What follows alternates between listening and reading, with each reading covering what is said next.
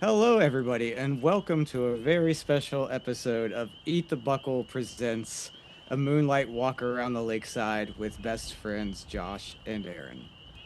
Hello, best friend Aaron. Well, good evening, best friend Josh. It's How nice. are you? It's nice to take a lovely stroll under the moonlight with the peepers flaring in the background around this lake tonight with the nice full moon. It absolutely is. Our partner in podcast, Jared, can't be with us this evening because he is preparing to actually come see us. So instead of giving you a regular episode, once again, we will be presenting a shorter episode to the listeners out there. And we hope that you enjoy. And rest assured, we will be back soon with our regular format. But in the meantime, please come on this walk with us as we stroll around the lake under the full moon, just soaking in the 80-degree summertime weather and In spring. humidity in spring. Yeah. So obviously, with a night as humid as it is tonight, even though it's not summer yet, we're what, a week away, It feels like summer week to and a me. half. Anything after Memorial Day is summertime to me. Yeah, I mean, here locally, it normally just turns into like what we colloquially always called the monsoon season because every weekend it rains. So you never get to go do anything except stand under a deck. So this is being recorded midweek as we enjoy our stroll talking about movies that we like to watch annually in late spring, early summer, midsummer. Uh, I'm going to guess neither of us are going to save the movie Midsummer. Um, that are horror and horror adjacent, that are just movies that we love to watch this time of year. Yep, that sounds fun.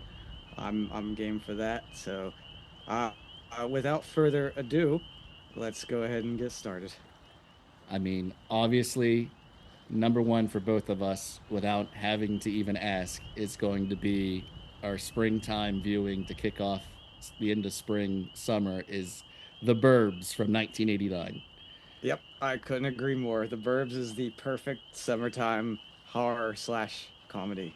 Uh, it just everything about the movie invokes the feeling of summertime, especially as in our youth, getting out of school, the freedom of being able to do whatever you wanted all day, and that's pretty much what the setting for the movie is.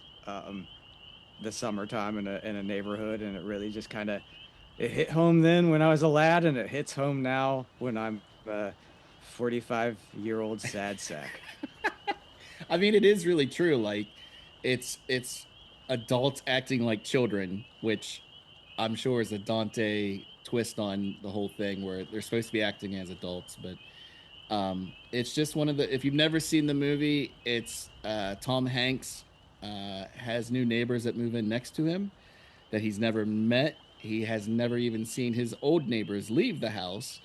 But one night he hears some banging and a basically like a full on generator electrical explosion from the neighbor's basement window that he uh, starts to get anxious about, and then gets everybody in the neighborhood to rally around and figure out what's going on next door at the house. Yeah, it really is. I think you said it perfectly. It's adults behaving like children, and also having those adventures that as kids and teenagers like you always wanted to have during the summer. Just grab a couple friends and go on some wild adventure and uncover mystery and mayhem. So it really is uh, to a lesser degree because they didn't quite get as crazy in their adventure as like the Goonies or a movie like that, but it Oh is yeah, very much the same kind of feeling of them falling into a plot it, and trying to uncover it. it's definitely more. I hate to use the term realistic with all the almost Three Stooges shenanigans that happen. Like one guy, Art, gets electrocuted, falls through Tom Hanks's garden shed, leaves a Looney Tunes esque outline in the roof, and he's okay, except he's got black fingernails and his fillings are electrified. But Yes, his yeah, smoking. yes, and smoke is literally coming off of his head. But it's But one of those movies that at least in our group of friends, like we every year watch it, and mention that it's directed by Joe Dante, and we always do a game called the Dante Kill Shot. So and what it basically boils down to is just you'll know it when you see it, just like any good architecture or art. Um, and every year, the way that we play is, I don't want to get it wrong because Jared's not here to correct me, Josh. But okay, it's one shot while the movie records that you take with your cell phone, but you get one mulligan rewind. Is that correct. correct? Okay. Yes, I know there's absolutely no pausing. So right. if you don't get it that viewing or in your mulligan, you gotta watch it again. And I would say, out of all the movies that we watched growing up, I have probably seen this movie the most of any of them. Yeah, I'd have to agree, and it's probably at this point, probably the movie I've watched the most out of any movie. If you Right. think we watch it Yeah. annually I since mean, we were in our 20s. yeah.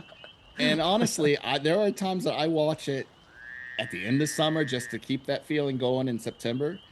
And I think the latest I've watched it is like around Halloween. Like just throw it in with the Halloween mix in October just for the hell of it. Yeah, and and man, what a cast! I mean, as you said, Tom Hanks is the main star, but the supporting cast of Bruce Dern, Carrie Fisher, Hmm. you have Corey Feldman in there. Uh, I can't remember Art's name. It's Rick DeCombe. Rick Coleman. I can never pronounce his last name. Rick Dukeman. Yeah, Dukeman. Yeah. yeah. Who has passed away. Who has passed away is just fantastic in the movie. Um, and uh, and of course there's a small cameo by Dick Miller, who is in all of Joe Dante's movies Of and course. is a B movie horror legend himself. And even in the actors, and I can't even think of their names in the movie, are just everybody's phenomenal and nails Yeah. their role. And what's Oh, always bothered me about this movie is that like Tom Hanks swears it off. He is ashamed of it, and I don't know what happened during the production or what's changed in his life that he looks so poorly upon this movie. But I personally think it's probably one of his best. yeah. I'm. I would have to say there must have been something like it was just too absurd, or something happened with on the set, or maybe it's just like an age thing. Like I just don't like that anymore. I'm tired of people talking about it. But I would think more people come up and bother him about Forrest Gump or Saving Private Ryan or Hey, Where's Wilson? Any of these movies that came after that, because this was like Right. the almost. I think this was the last movie before Philadelphia, right? Wasn't he in? Was Joe in the versus the volcano before or after this? I'm gonna have to look it up because now I'm wondering. Because he hit a rough patch. I felt like at least, well, what I considered a rough patch. I'm sure was still killing it at the box office, but I remember Oh, not enjoying Joe versus the volcano. here you go. Turner and Hooch, Yep. same year. I mean, he had a great '89, and then Joe versus the Volcano, and also Bonfire of the Vanities. So there was Which a actually also got commercially shit on. yeah. So maybe it was just a bad couple years for him, coming Yeah. off of Big and Punchline. But man, I don't remember him even being in Tales from the Crypt. Oh yeah, he is in an episode of Tales from the Crypt. Okay. Yeah. Oh yeah, Philadelphia is '93, so yeah, he had some, and of course Sleepless in Seattle. So yeah, Sure. like I mean, but look at this. This is a man who doesn't have to take a job, because in the '80s he was killing it with two movies, basically back to back that made money, had to make money, at least for him. If he was, especially if he was on points, because God bless. How many times have you bought this movie? At least three. Starting with, I don't remember having it on VHS, but I definitely remember a real janky DVD, and Mhm. then Shout had a really nice cleaned up version, like I think 5 or 6 years ago, and I actually bought that twice because I thought I had already, or I forgot I had already bought it. Well, hey, if you still have one of those copies, I'll take it. Mm, don't think I do. I think I already gave Um, it. Did I already give it to you? no, I'm still watching the DVD. Oh shoot. I haven't bought any version since then, but I'll tell you what, like when we watched it this last time, if you play it on like a DVD or a 4K player that upscales, Yeah. it looked fucking good. I'm like, I don't know why I would want a Blu-ray or a 4K of this because the DVD looks phenomenal when upscaled. I That's what I remember thinking. I was like, this is 89, so it's still on film. And I would always have that DVD saved on my hard drive, which I'm watching it that normally instead of, actually going to the shelf and picking it up. But like, I remember when the Blu-ray came, I was like, oh my God, you can see all this stuff in the back. It was like when HDTV came out, and it was like Yeah. all this other little Dante stuff that he would put in the background. Like you could actually see the plumbing company, Vercelli Plumbing, that they talk about in the bowling league. All right. You can see a van drive by behind Carrie Fisher that's got that logo on the side of the van as it drives by. Hmm. Yeah. And I think into that, like Joe Dante directed the hell out of this movie. Like every shot, there's something going on in the background. There's always Yep. like some really funny stuff happening with characters that isn't really not always directly in front of camera. Oh yeah. So so even when the dialogue isn't funny, which a lot of it is, uh, there's always something to laugh at. Yeah. Like Bruce Dern's reactions in the background or something that he's interacting with, or Rick Mm-hmm. Dukeman and just how absurd and ridiculous his character is.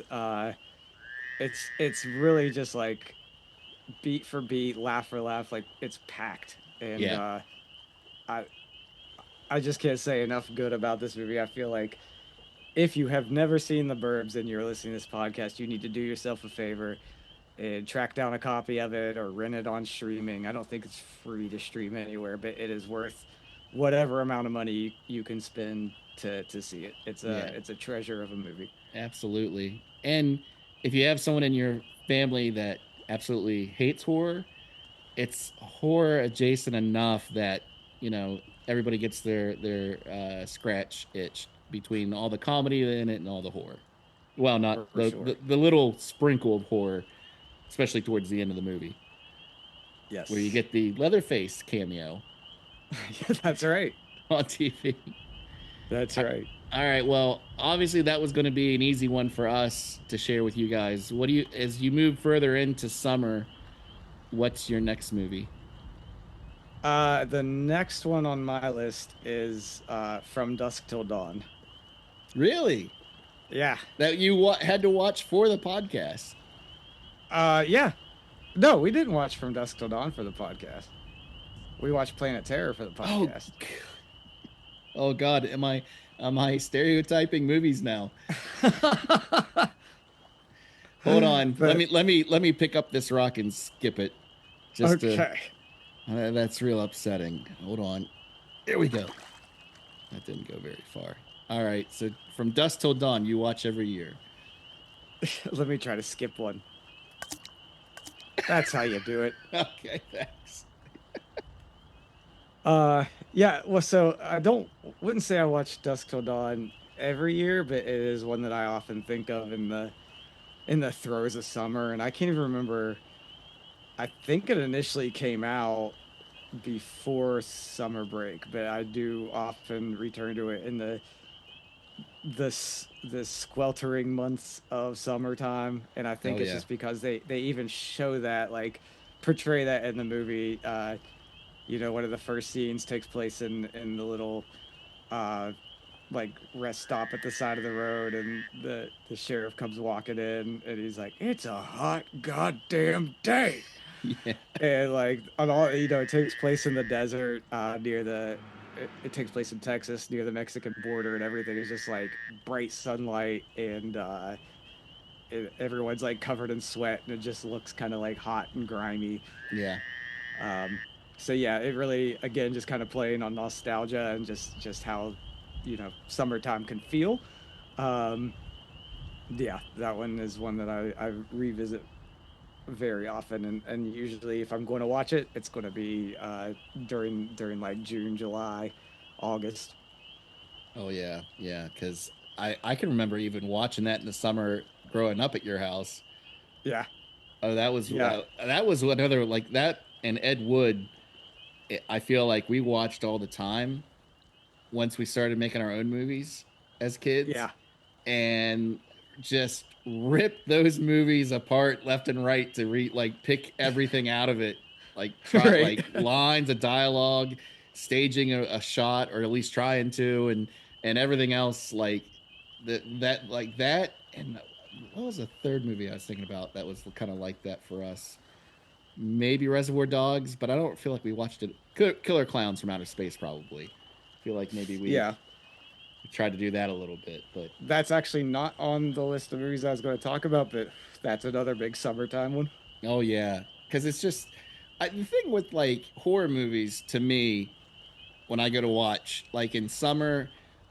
Any movie I bring up in this is not a hardcore horror movie. It's more light fare, and especially something like Killer Clowns from Outer Space. It's just ridiculous. So you might as well just have it in there um, to to lighten the mood a little bit. Sure. Versus like once you get into October and actual Halloween, that's when all the gruesome stuff comes out. And Yeah. yeah, like there's still enough to go through, but like the whole point of this walk around the lake tonight was just there's some movies that you want to watch in summer that kind of always feel like it just needs to be a summer movie. Like the other one I was going to mention was like Jaws. Like some of these movies everyone has seen, so you don't have to get into it. But like as after um, June is done, like every July, like Fourth of July weekend, we watch Jaws in our house, crank up the Yes. sound, and then just enjoy the. God bless the movie's what 50 years. Yeah, it's the 50th anniversary this year. Yeah. Um, and still watch it. It's still fantastic. Still fantastic. Yeah. And did you catch it in theaters when it came back out in 3D? No, I didn't. I thought I was gonna hate it, and it was kind of like seeing seeing the same thing, but obviously it's skewed a little bit different. Like almost like it wasn't Spielberg directing. Obviously it was, but it just added a little layer to it that made it fresher. And I thought it was gonna just be crappy 3D, but it actually was good. Like Okay. it was, and I don't know why they don't release it on a 4K package. Like they just re-released the 4K thing for the 50th anniversary. Now that I'm thinking about it, talking about it, and they didn't do the 3D disc in there, which Huh. yeah, not a lot of people have that Yeah. in Yeah. 2025. But like, if you like horror movies, if you like movies in general, if you're basically a cinema fan, I think you're more than likely going to have the means, maybe in a closet or an old player, to look at 3D because even the newer Xbox and at least does 3D. Oh, does it? Yeah.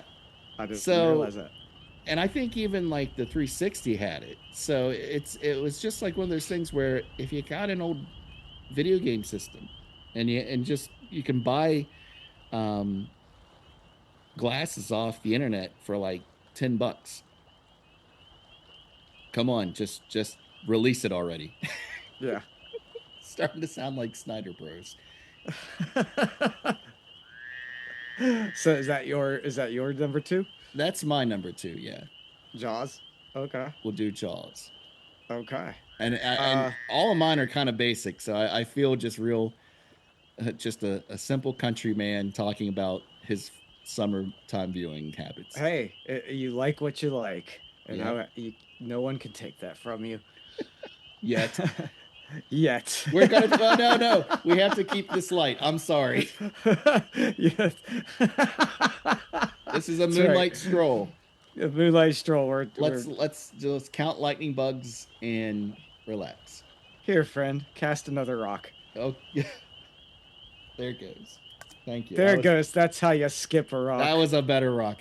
Thank you. Way, You need to pick the rocks because I way can't to do it. go, best friend Aaron. We see they have to be completely smooth on both sides. If you have any ridges anywhere on that rock, it's just Hmm. not going to skip. It's got to look like the flight of the Navigator. What's your um, number three? that's number three. I feel like Talking Heads on VH1. Like no one under the age of 35 is going to get this reference, but back in the day when before the internet, you would just put people in front of a green screen and be like, "Hey, comedian, C-list actor, talk about Jaws." And it would be a half-hour show. Yep. And then they would just cut all of those things together, all those little quips Yeah. that comedians and actors and people you were just like, who the hell is this? And why do I care what they have to say about this? But they forced it down your throat. Mm-hmm. Is Uh, VH1 even a thing still? I have no idea. I bet it It is. But it's gotta be, I right? bet they just show Paramount movies like 24/7. I bet they yeah. There's They nothing on basic cable except repeats anymore. I'm sure there's probably some trash TV, reality TV still going on that they throw in. Some Road Rules Yeah, versus I'm Real World. sure.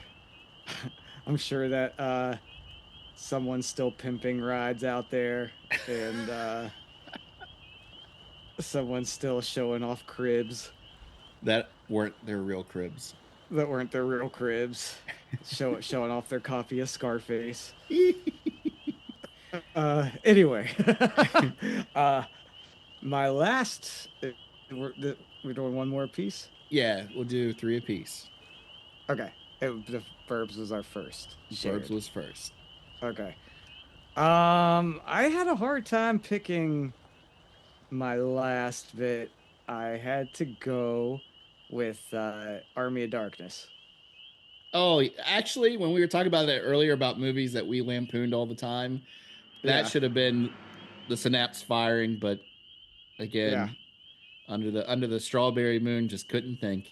And again, it's all based off nostalgia. Like how once Army of Darkness was rented at a video store and discovered by us, it was like in constant rotation.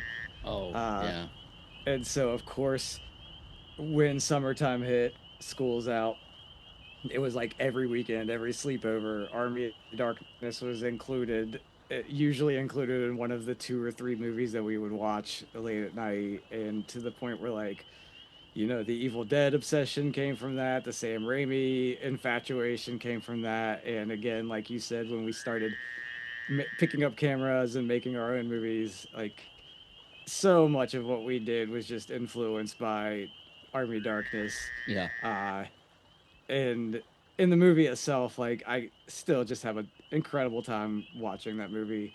Um, it's I always enjoy it more when it's a hot summer night, uh, and I'm sipping on a cold beer and I can just kind of sit back and you get that warm feeling like you know what, it, this is what life is all about, and you just kind of sink into the couch and enjoy yourself for about 90 minutes or however that long that movie is. Yeah, I feel like even that lasted through college. How much we watched that movie, Oh and yeah. then and I always laugh because whenever I think of that movie, I think of how many times you bought it Oh my god. on VHS, Blu-ray, DVD, and 4K. Like you have had how many times have you bought that movie?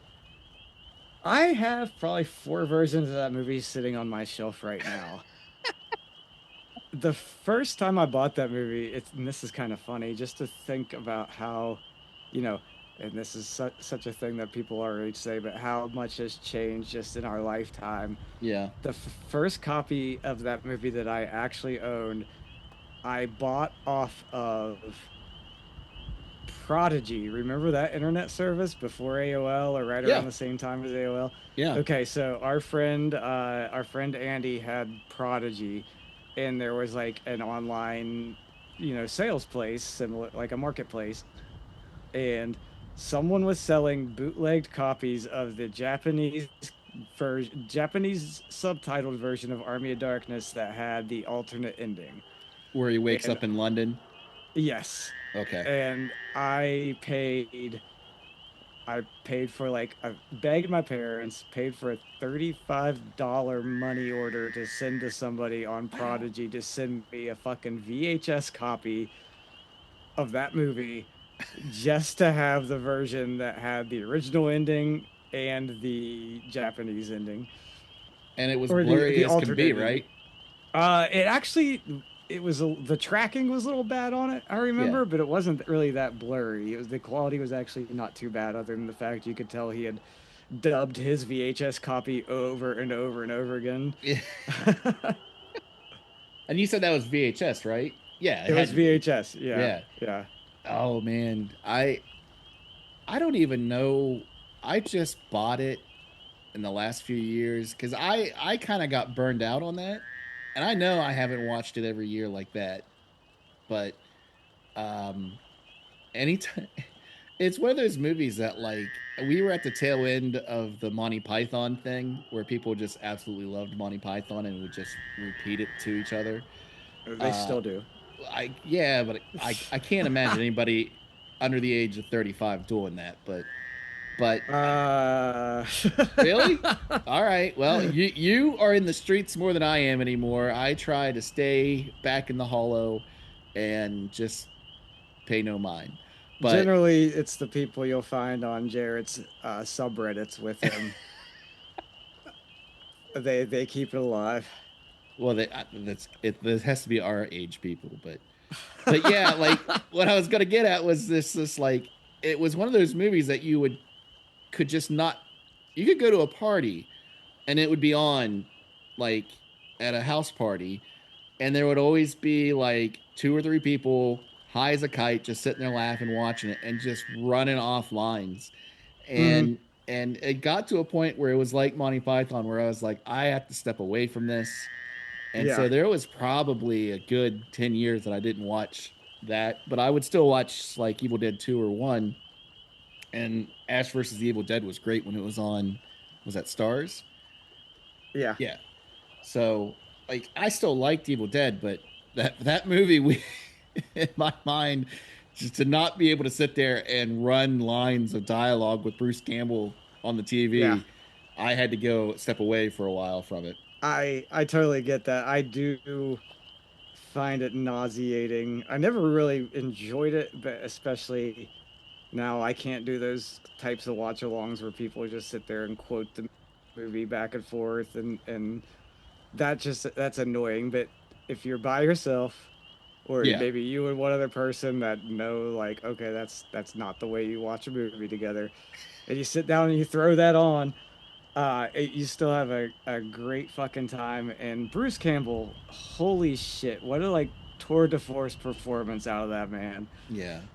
He just, I mean, that whole movie is just like a huge stage for him, just to be an idiot, to be funny, to just do whatever he wants to do, and Yeah. it paid off. It was great. And it's almost as if he knew this was going to be the big one, like that he was going to be remembered for. So he got shredded like lettuce for Yeah, that movie. His chin yeah. was flaring. If there was a need to be shirtless, like when you have the Marvel Fat Camp where you make Paul Rudd into washboard abs that they have now, like Right, right. they didn't really do that back in the day except steroids like for action heroes. So it was hilarious to see him like you see kind of like the awkward teenage into teenage years like from Evil Dead and then you see him at the end of the decade in Army of Darkness and it just looks Yeah. like the romance novel version of that guy from the first movie. Oh, it totally was. Uh, I mean, even the movie poster just looks like he looks like Oh he's yeah, straight out of a romance novel, yeah. with standing with a woman curled around his leg that isn't even in the movie. Well, Uh, I thought it was the princess. no, if you look at I'm pretty sure if you look at the movie cover, the woman curled around his leg is not even actually the woman in the movie. Oh, well, maybe it's the again the romanticized romance novel Yeah. version of Um, her. Uh, but yeah, what's funny is I'm pretty sure he said as much in an interview is like he did get ripped for that role, and that was supposed to be like a huge like release, and then upon completing it, the movie studio shelved it for like a year or two. And so like what was supposed to be his breakout role just got like shelved, and then like nothing really ever happened to it. Then it got released to like pretty much no applause except for people that love the other ones, you know? Yeah, yeah, And it's just kind of found its cult status since then. But yeah, he basically said like, yeah, I feel like if that would have come out when it was originally supposed to, like the entire trajectory of my career would have been different. yeah. He wouldn't have been on USA or Xena But you back know in the what? day. God bless that man. Everything he's in, I've enjoyed. Yeah. Even if I don't enjoy what it is, I've enjoyed him in it. He's it's yeah. He's kind of like a Dick Miller for the modern era now, where if you Yeah. see him in the background, like he was even riding along with Raimi on that Doctor Strange, where it was like, oh hey, look, there's Bruce Campbell. Yeah, and the only thing I ever say when I see him in bit parts like that is like, I just wish there was more Campbell in this movie. Yep, yep.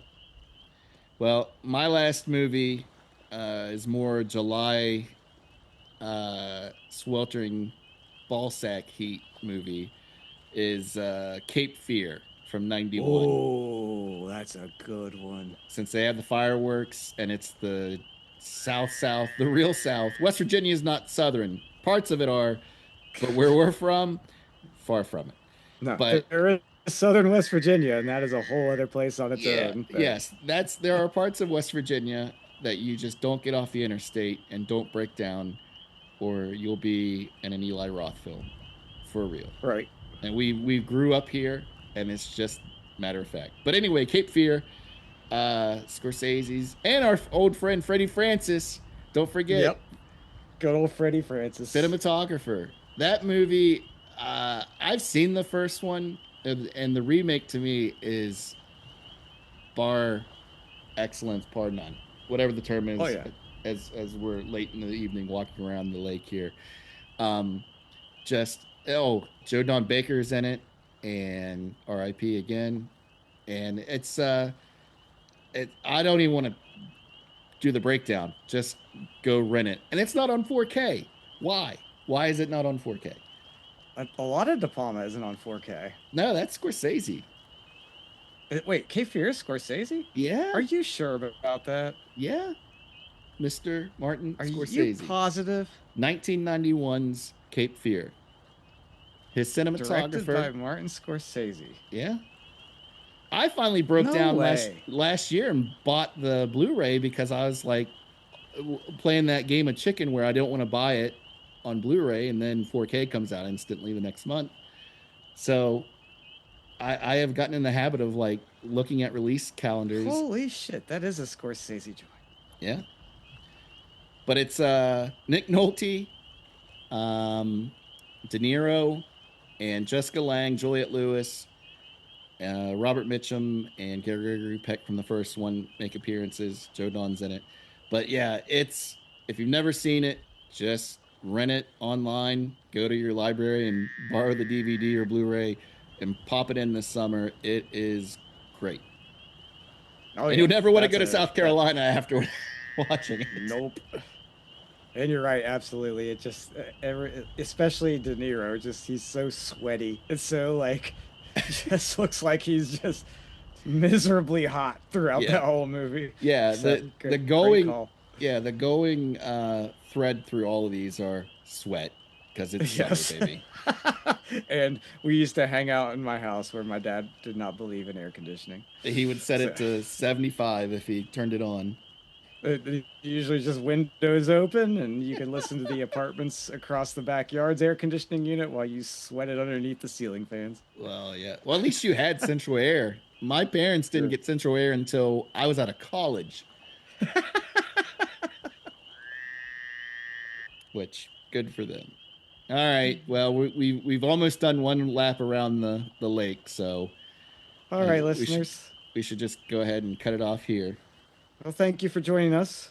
And we'll see you again soon. We'll be back with regular episodes. In the meantime, please check out other episodes and send us some email and check out our Blue Sky. Eat the Buckle Pod is how you can find us. I don't remember the exact addresses, but you'll find it.